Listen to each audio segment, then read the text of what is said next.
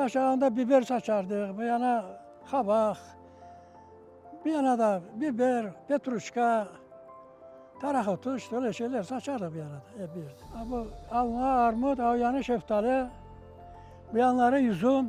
90-летний Амед Бербер – символ неустанного труда, который начался в юности и продолжается по сей день.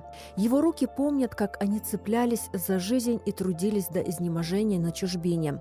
Амед Бербер родился в 1936 году в селе Ускут. Cenk'ten önüne bunda yaşlıya varırdık biz. Üsküt'te kalkız vaktiydi. Hepsi kalkız işlerdir. Çoksa tutun tarlalarını işlerdir. Bar gelse kireç yıkardır. Vakit gelse arma yıkardır, armut yıkardır işte. Çoksa tutunla, Üsküt'te tutun çok ekilirdi. Tutun giderdi, altın yerine giderdi o zaman da. Tutun pek pahalıydı. Амед Бербер был пятым из 6 детей в семье. Его детство было наполнено солнцем, играми и теплом родного дома. До тех пор, пока не началась война. Однако самым страшным днем в его жизни стало 18 мая 1944 года. В то утро он в последний раз prasнулся в своем доме. Son babam açtı kapıyı. İki adam geldi, saldat. Bir tanesi Kazan Tatar, bir tanesi Rus. Halklar Tatarca bilmiyordu. O Kazan Tatar aylançlar hapis ettirdi. Ne göçeceğiz dedi.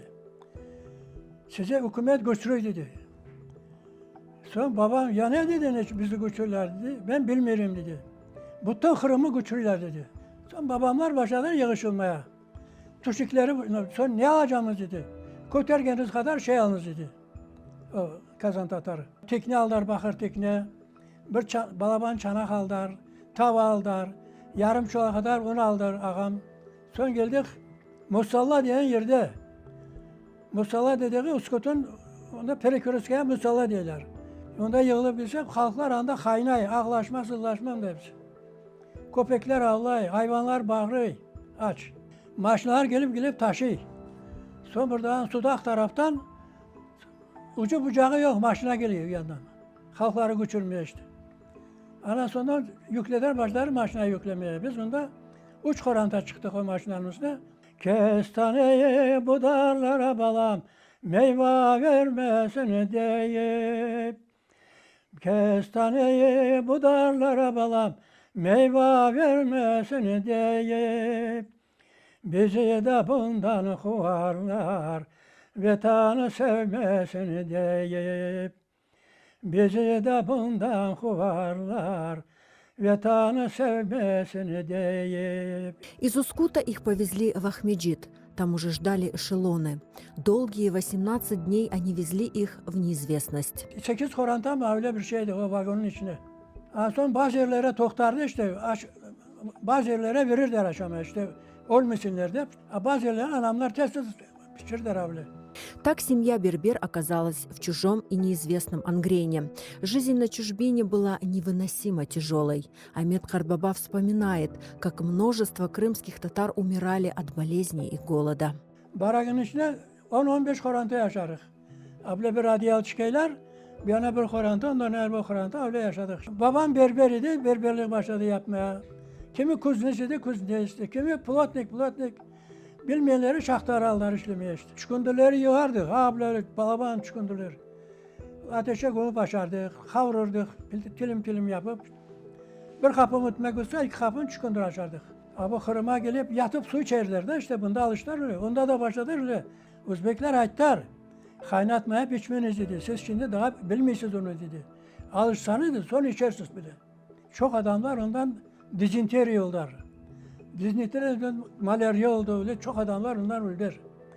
Bir taraftan soğuk, bir taraftan açlık. В первые годы на чужбине Амед Бербер потерял отца, а затем и сестру.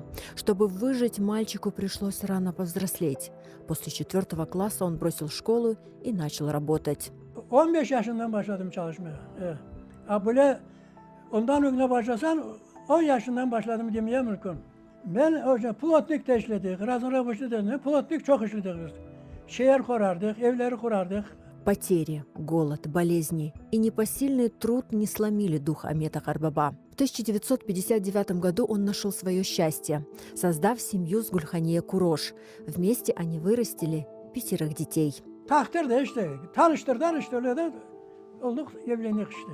Yaşadık, bala çakalı olduk, torunlu olduk. İşte ana, ölgene ana 9 yıl oldu, 10. yıl aylanıydı. На чужбине Амету Бербер часто снилась родина. Как и все крымские татары в ссылке, он до боли в груди mечтал снова вдохнуть воздух родных мест. Pastayanı tuş görerdim ben, Üsküt'ü, evlerimizi. Şalan geçse, aha geliyor bizi almaya deyip, gece gündüz olurdu. Halklar kayda otursa, hırımı laf ederler hepsi. Benim babam başladı direk ekmeye, sonra halklar başladılar gülümeye. Sonra İbrahim Ağa direk eke, hep sazlarını kayıtmaya, İbrahim Ağa havaya direk ekeyden güleyler. Babam dedi, kaytaracak olsalar dedi, bunda bitirmezler bizi dedi. O Kırım için çok çapkaladık biz.